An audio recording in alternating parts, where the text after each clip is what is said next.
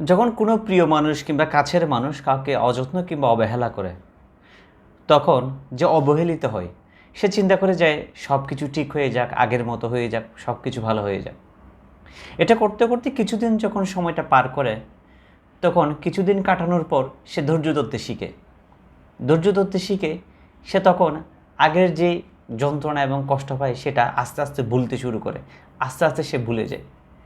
ভুলে যাওয়ার পর পরক্ষণে সে নতুন একটি জীবনের সন্ধানে যায় এবং নতুনভাবে বেঁচে ওঠে।